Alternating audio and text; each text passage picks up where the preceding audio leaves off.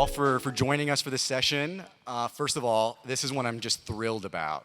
For those of you who joined us this morning with Vanessa Larco's session on unicorns in the Southeast, today we're going to talk about now a little bit around alternatives. We learned a lot around how venture has fueled the ecosystem, broader trends and shifts happening in Atlanta as more capital is coming into the ecosystem. Obviously, I'm an example of that as well. But we're not the only capital resources available to you all as founders, as entrepreneurs, as investors. And today we're going to talk a little bit around what are some of the other options. How do you think about the toolkit available to a founder more broadly? And so we've got an esteemed set of individuals to talk today about what they're doing and how they're supporting the ecosystem. And so to kick it off, I'm going to ask everybody to quickly give me 2 sentences on what you do. And let's start with you, Chuck, actually, and we'll go down. Sure. So Republic is a family of venture-related operations, including an investment crowdfunding platform, a private capital division with about $1 billion under management, and a blockchain consulting practice. So I know Frederick didn't want me to do this, but this is my first conference, so I wanted to just get kind of a quick selfie with everybody on the stage and maybe do something in reverse if you guys are cool with it. Just stand up really quick because I just want to. Come on, let's do it. There's going to be a lot of light. You got it? Yeah. You got it? I got it. Oh, it worked. Oh, here.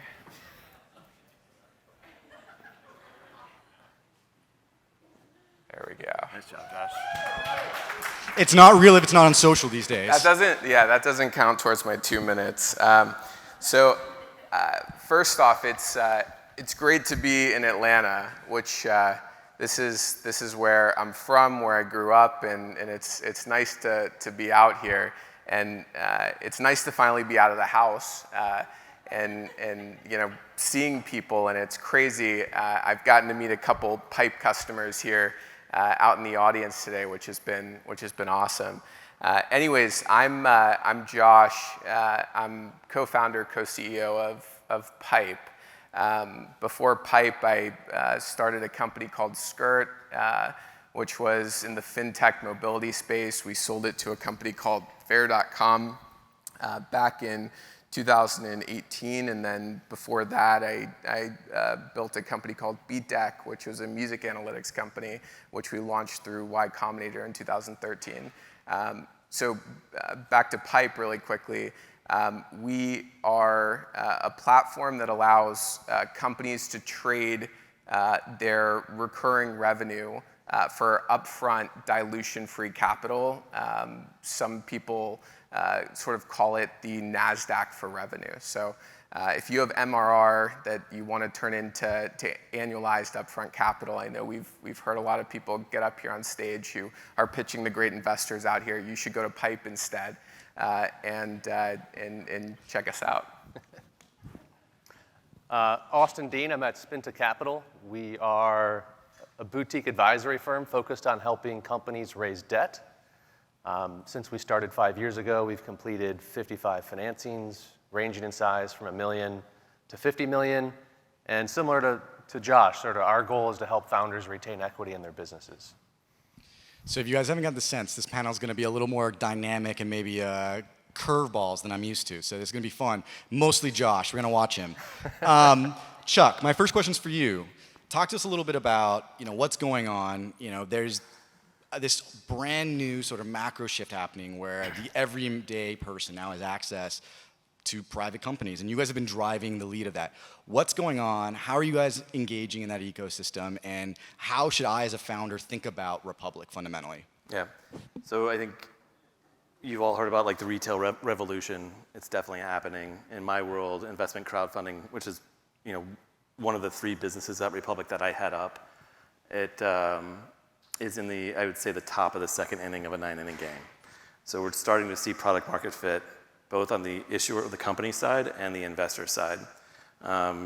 Put that in perspective a little bit, though. We have over 1.5 million members on Republic today, on the investment crowdfunding part of the business.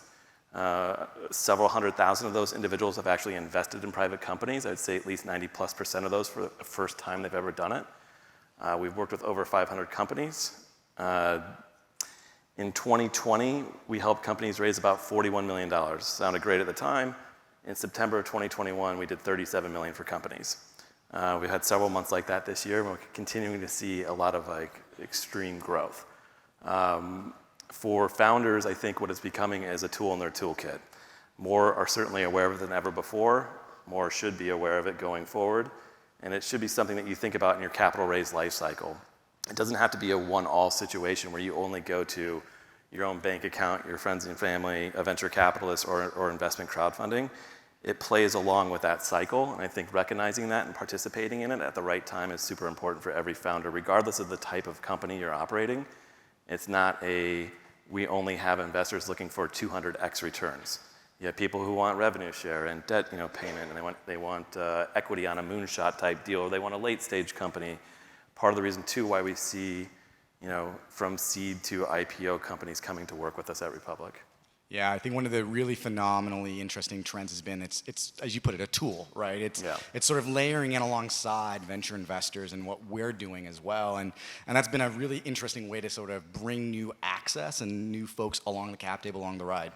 Yeah, it's also about like working with the right. We have some great competitors. I like and respect them a lot, but you have to go to one that actually understands the law and the securities exemptions and the different like things that are happening regulatory wise. When you have a team that can help you navigate that, it makes your life so much easier. Yeah, you hear like Reg A plus, you can raise up to $75 million. Well, we're going to take all that brain damage out of the way so you can actually focus on the fun part, which is getting up on top of the mountain and screaming so people know about your product, your brand and service, your product and services, and you're also raising money at the same time. Mm-hmm. There's also a lot of different variations of the exemptions that we work with. Some are much easier, some are much harder, but you got to be aware of it. So obviously, equity crowdfunding, great alternative or additive component to your equity side of raising capital. Austin, throwing it over to you for a second. Talk to us a little bit around how should a founder really think about debt, right? You've founded Spinta. You guys have been partnering with groups for a long time. Is this something I should approach completely separately, or should I really think about this as part of the broader fundraise process? Yeah, good question. You can really do both. And so I think it depends on your general thoughts around how do you want to grow, how aggressively do you want to grow.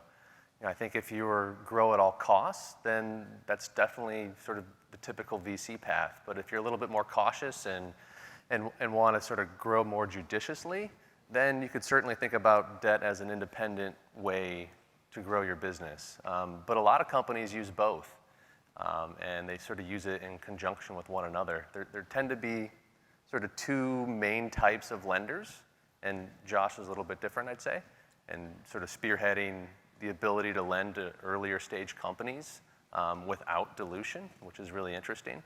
But I'd say generally in sort of the venture debt ecosystem, you have lenders that follow VCs.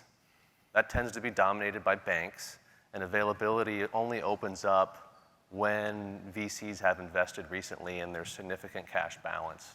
And candidly, those lenders aren't taking a lot of risk, and it's really just a way for a company to extend their runway to the next round of equity.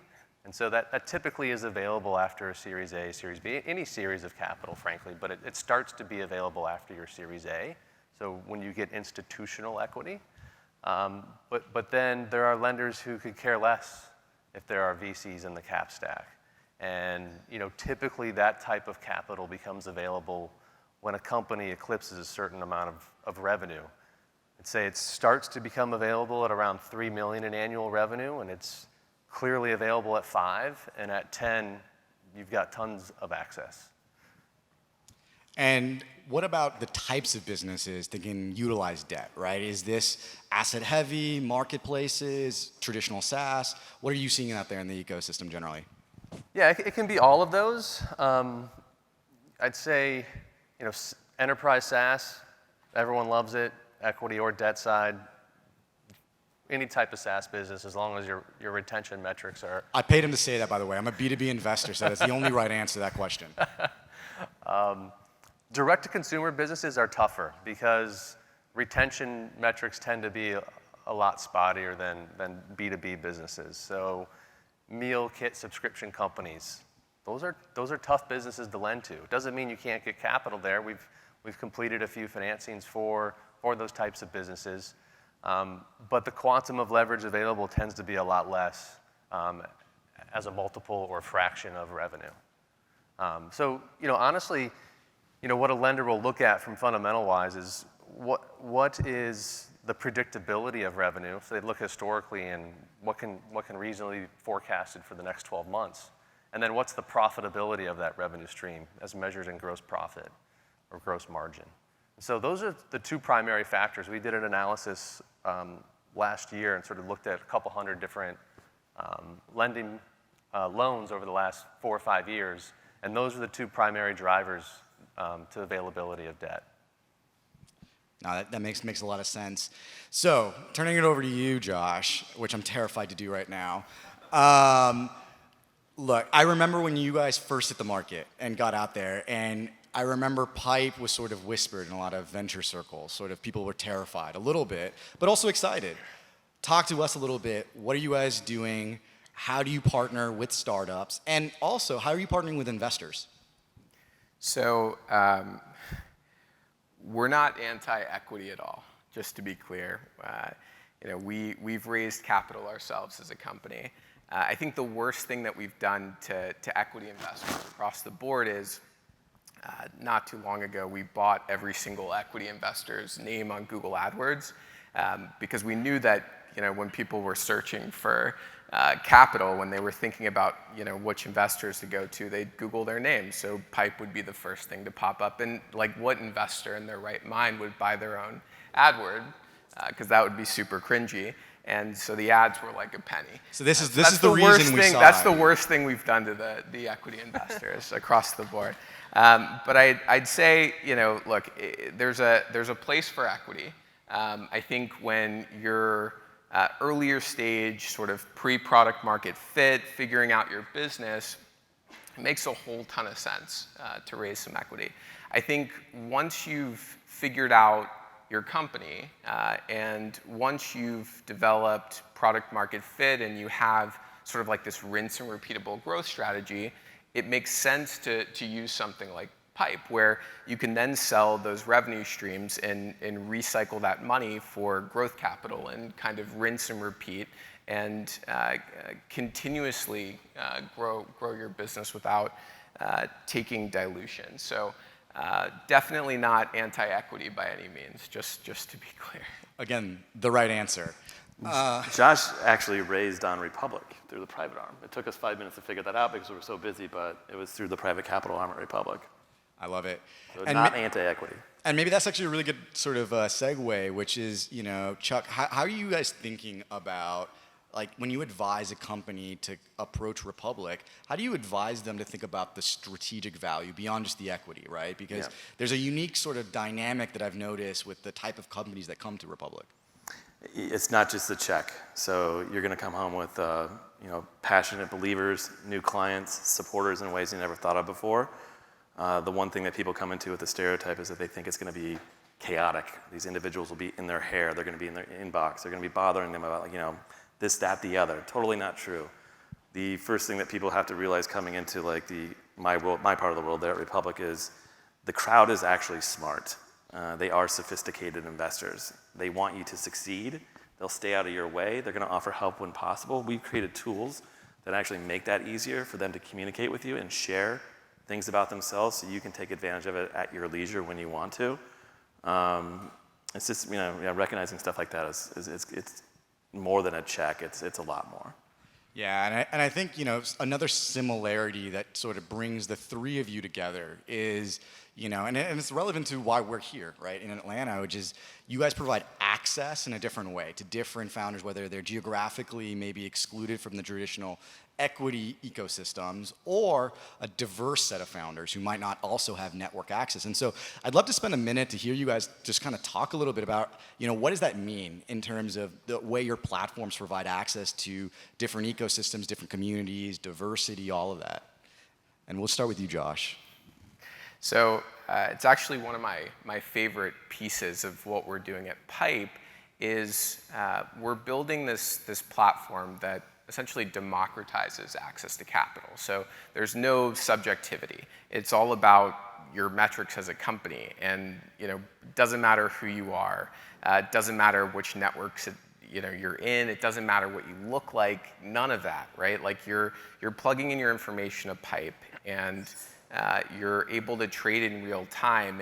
And I think in general, we are trying to make it easy for anybody to get access to capital based on solely how their business is performing. Now, on the regions piece and geographical location, we just recently launched the UK, which I'm really excited about because founders in the UK have very limited access to capital. It's nothing like what we have here in the US. And if Pipe didn't exist, call it 10 years ago, my co-founder, Harry, probably wouldn't have ever made it to the US. So we're all about like breaking down borders and making it as easy as possible for different companies to access capital. Austin, would love to hear kind of how you think about it, given, obviously you're partnering with these founders, you're providing them, guidance on how even to think about debt, right? A lot of the times versus just if they were maybe partnering with a banking partner. So how are you thinking about that? Yeah, I guess taking a step back, the debt markets have sort of changed dramatically in the last 15, 20 years. 20 years ago, there may have been 15 lenders in the venture market. When we launched Spinta, we knew about 100. Just a couple years ago, we knew 135. Well, today we know 200 lenders that are active in this pre-profit space. So I think, as an entrepreneur, as a management team, it's become a little bit more difficult to manage, who does what, who's interested in what. And so that is one of our primary jobs, figuring out who are the right lenders to approach, how to approach them. And I'd say the other sort of biggest component of what we do is helping tell the credit story, which is often much different than telling the equity story. And I'd say management teams are very accustomed to sort of projecting growth and justifying that growth and telling the equity story and going for the grand slam. Lenders don't want to see the grand slam necessarily. It's how do you grow 15, 30% next year? How am I going to get my money back? How am I going to get my money back in the next 3 to 5 years? Whereas equity guys, if they take a loss, like no offense, it's not the end of the world, but for a lender, if they take a loss, they might be out of a job, they may not be able to raise their next fund. So, that is, I think, a very different dynamic when you're approaching these institutional lenders. It's a lot different than talking to the equity guys. Though we do have to raise a fund as well, so we can't have only losses. So they do matter, but your point is well made.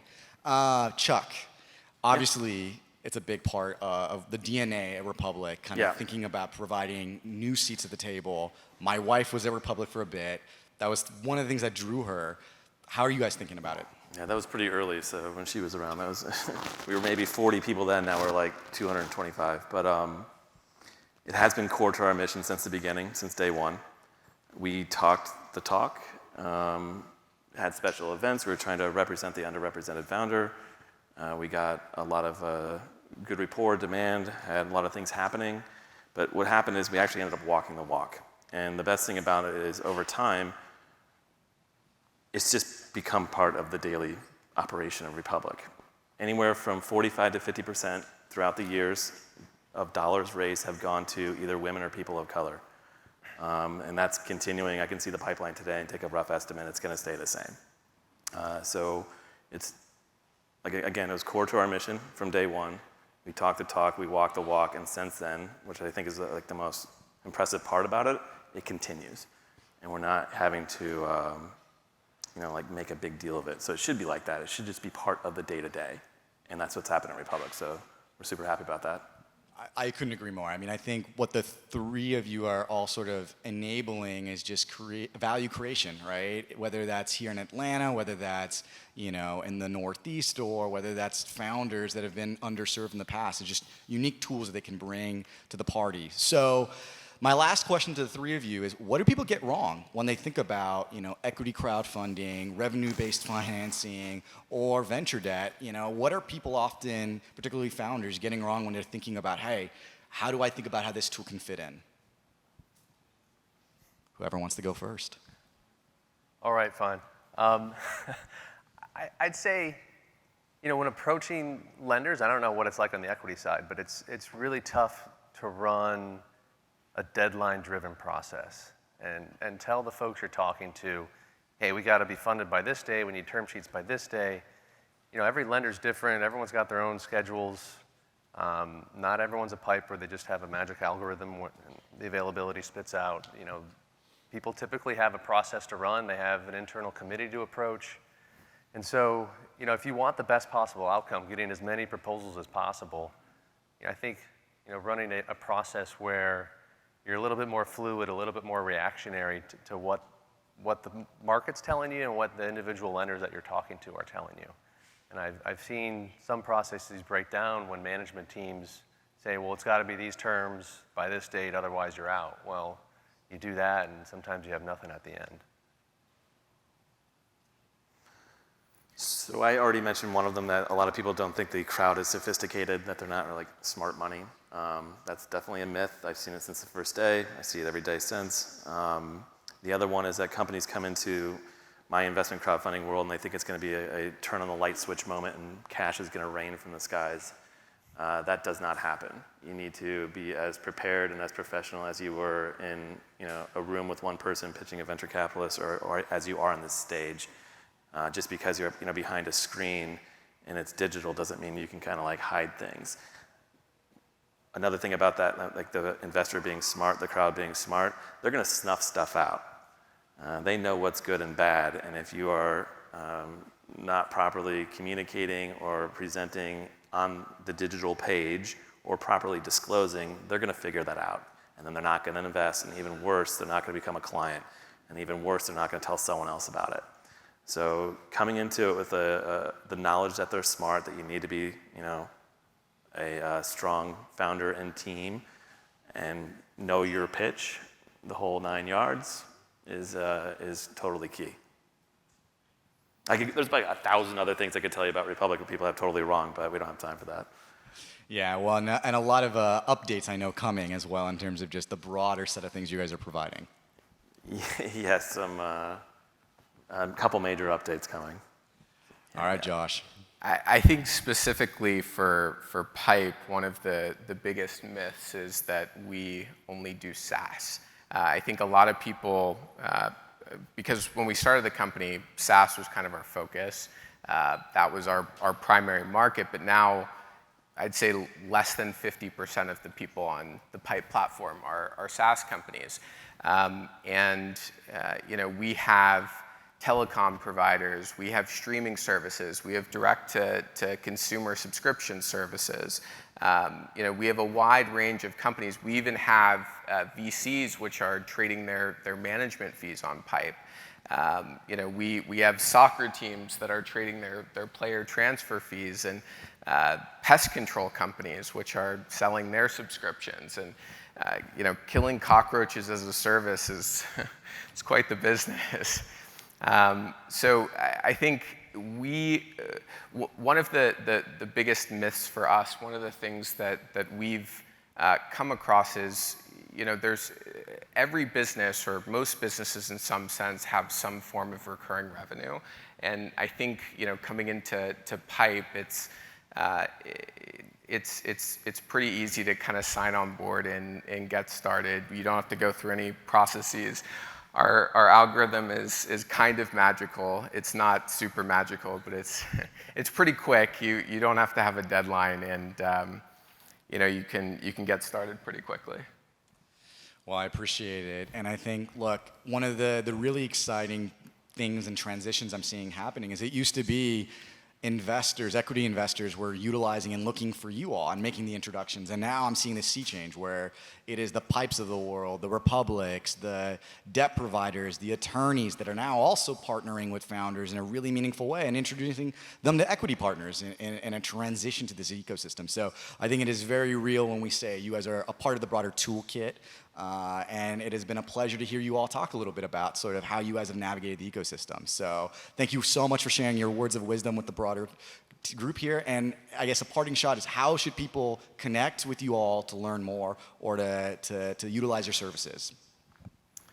I mean, for me, just shoot me an email, josh@pipe.com, and I'll personally. Josh, you know this is being streamed to the world, right? Listen, I Everyone get it, has your email now. and the truth is, I'm more than happy to help you get set up on Pipe personally. So josh@pipe.com. Anybody that wants to email me, feel free. I'm the exact same way. It's chuck@republic.co, no m.co. And I'm ad@spintacap.com. You can also go to our website. All right, thank you all.